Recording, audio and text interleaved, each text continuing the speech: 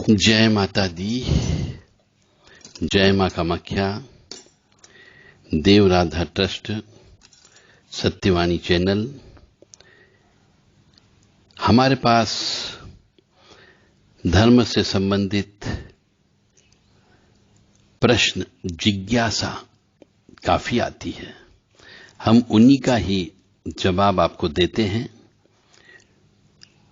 आज हम एक प्रश्न ले रहे हैं कि क्या कोई भी पाठ किया जाए, अनुष्ठान किया जाए या हवन किया जाए तो क्या न्यास करना जरूरी होता है? और किसी को न्यास नहीं आए तो क्या जप नहीं कर सकता? क्या वो पूजा पाठ नहीं करेगा? क्या न्यास करना सीखना ही पड़ेगा? क्या भगवान की आशीर्वाद नहीं मिलेगी? अब न्यास आज के जमाने में कौन बताएगा? और बताने वाला यदि उपलब्ध भी हो तो कौन सीखेगा? और आज के जमाने में ऐसे ही जप तप अनुष्ठान बहुत कम व्यक्ति कराते हैं। कलयुग चल रहा है और व्यक्ति खुद करना चाहता, परंतु क्या होता है कि रोड़े अटक जाते। जब वो शास्त्र पढ़ता है, किताबें पढ़ता है, तो उसमें लिखा रहता है कि बिना न्यास के कोई भी मंत्र सिद्ध नहीं होता है, बिना न्यास के कोई भी अनुष्ठान पूरा नहीं होता है। अब जब न्यास नहीं करोगे तो अनुष्ठान नहीं होगा, तो व्यक्ति खुद स्वयं अनुष्ठान कैसे करे, क्योंकि उसे न्यास करते नहीं आता है। तो हमारा ये शास्त्र जो है बड़ा विचित्र तरीके से कुछ तथाकथित व्यक्तियों ने इस प्रकार से डिजाइन कर दिया कि एक मनुष्य जो है वो तो अपने पैसा कमाए, बीबी बच्चों को पाले, दुकानदारी करे, मकान बनाए, गाड़ी घोड़े खरीदे, और पूजा पाठ करने के लिए पंडित लोगों को बुलाओ, पुजारियों लोगों को बुलाओ, पंडा लोगों को बुलाओ और उनको दक्षिणा दो, क्योंकि उन्हें न्यास करते आता है। तो क्या कोई व्यक्ति, कोई साहूकार, कोई ठाकुर, कोई राजपूत कह लीजिए, कोई छत्री कह लीजिए, कोई बनिया कह लीजिए, यदि उसकी ईश्वर के प्रति आराधना, ईश्वर के प्रति आसक्ति हो गई, ईश्वर से प्रेम हो गए, तो क्या वह जप तपन अनुष्ठान नहीं कर सकता? बहुत बड़ा विचित्र प्रश्न है ये। हम संतुष्ट करने की कोशिश करेंगे, पर इसके पहले हम मां जगत जननी भवानी के चरणों में सिर झुका लेते हैं, उनको याद कर लेते हैं और फिर हम आपको इसका जवाब देते हैं उचित तर्क संगत, ताकि आप संतुष्ट हो सके। कामाख्ये वरदे देवी नीलपर्वतवासिनी तम देवी जगत माता योनि मुद्रे नमस्तुते। कामाख्ये काम संपन्ने कामेश्वरी हर प्रिये काम नाम देहि में नित्यम कामेश्वरी नमस्तुते। काम दे काम रूपस्ते सुबके सुर सेविते करोमि दर्शन देव्यम सर कामार सिद्धयेत। ओम महेशानी महामाये चामुंडे मुंड मालिनी आयु आरोग्य ऐश्वर्य देहि में देवी परमेश्वरी। ओम जयंती मंगला काली भद्रकाली कपालिनी दुर्गा क्षमा शिवा धात्री स्वाहा सदा नमस्तुते। ओम सर्वमंगल मांगल्ये शिवे सर्वा साधिके शरण्ये त्र्यंबके गौरी नारायणी नमस्तुते। दुर्गति नाशिनी दुर्गा जय जय, काल विनाशिनी काली जय जय, उमा रमा ब्रह्मानी जय जय, सीता राधा रुक्मणी जय जय, महालक्ष्मी नमस्तुभ्यम नमस्तुभ्यम, सुरेश्वरी हरि प्रिये नमस्तुभ्यम नमस्तुभ्यम, दयानिधि काली काली महाकाली काली के पाप नाशिनी, खड़ग हस्ते मुंड हस्ते काली काली नमस्तुते। काली काली महाकाली काली के परमेश्वरी सर्वानंद करी देवी नारायणी नमस्तुते। नीर हार हार धन सार सुधा करंभा कल्याणम दा कनक चंपक दाम्बुशाम, उतुंग पिन कुच कुंभ मनोहरांगी वाणी नमामि मनसा वत्सा विभूते। ओम ऐं सरस्वत्ये नमः, ओम ह्रीं दुर्गाय नमः, या जल जल प्रज्वल अग्नि रूपाय ओम हौम ह्रीं श्रीं ज्वाला देवी नमो नमः। देवी प्रपन्न पन्नताति हरे प्रसीद प्रसीद मातर्ग जोखिलस्य प्रसीद विश्वेश्वरी पाहि विश्वन्तमीश्वरी देवी चराचरस्य शुभं करोति कल्याणम आरोग्यम धन संपदा शत्रु बुद्धि विनाशाय दीप ज्योति नमस्तुते योनि मात्र शरीराय कुंजवासिनी कामदा रजस्वला महातेजा कामाक्षी ध्यायताम सदा काम प्रिया कामरता कामा काम स्वरूपिणी कामिनी कामिनी काम्या कामुका कामचारिणी काम बीज इष्टता काम पीठ निवासिनी कामदा कामहाकाली कपाली करालिका या देवी सर्वभूतेषु लक्ष्मी रूपेण संस्थिता नमस्तस्यै नमस्तस्यै नमस्तस्यै नमो नमः या देवी सर्वभूतेषु दया रूपेण संस्थिता नमस्तस्यै नमस्तस्यै नमस्तस्यै नमो नमः या देवी सर्वभूतेषु मातृ रूपेण संस्थिता नमस्तस्यै नमस्तस्यै नमस्तस्यै नमो नमः या देवी सर्वभूतेषु शक्ति रूपेण संस्थिता नमस्तस्यै नमस्तस्यै नमस्तस्यै नमो नमः शौरूढ़ां महाभीमां घोरद्रष्टां वर्पदां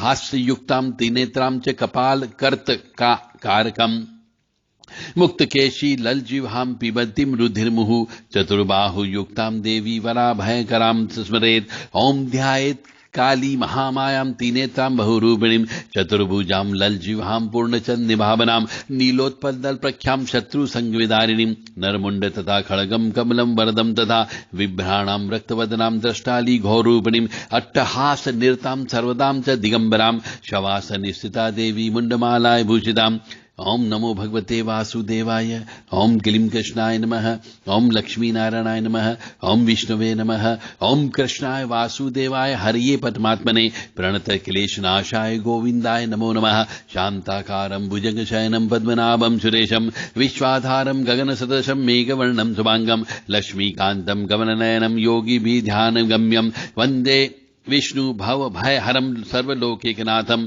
ओम पुंडरीकाक्षाय विद्महे गरुड़वाहनाय धीमहि तन्नो विष्णु प्रचोदयात् ओम देवताभ्य पितृभ्यश्च महायोगिभ्य एव च नमः स्वधाय स्वाहाय नित्ये नमो नमः। देव राधा ट्रस्ट सत्यवाणी चैनल से आप मां भगवती जगत जननी और महाकाली महालक्ष्मी महासरस्वती के साथ साथ श्री हरि विष्णु और पितृ देवता की स्तुति सुन रहे थे। इन स्तुति को सुनने से पापों का नाश होता है, क्योंकि आपको नहीं मालूम आपने जाने में अनजाने में न जाने कितने शास्त्र विरुद्ध पाप कर दिए। कुछ अपने स्वार्थवश कर दिए, कुछ लोभ लालच वश कर दिए, कुछ तृष्णा वश कर दिए, कुछ क्रोध के वशीभूत होकर के कर दिए, कुछ काम के वशीभूत होकर के कर दिए, कुछ लोभ के वशीभूत होकर के कर दिए, कुछ मोह माया में पड़ करके आपने पाप कर्म कर दिए, और कुछ पिछले जन्म का आप लिखा करके लाए हो। तो उन पापों का नाश करने के लिए ईश्वर की स्तुति को अवश्य सुनना चाहिए और याद करके खुद बोलना भी चाहिए। प्रश्न यहां पर यह आया है कि यज्ञ आदि में न्यास की क्या आवश्यकता होती है? तो शास्त्र में ऐसा लिखा हुआ है कि न्यास के बिना जप पूजन अर्चन तथा होम कर्म पूजा पर्चाना होमा सिद्ध मंत्र कृता अपि ऐसा लिखा है।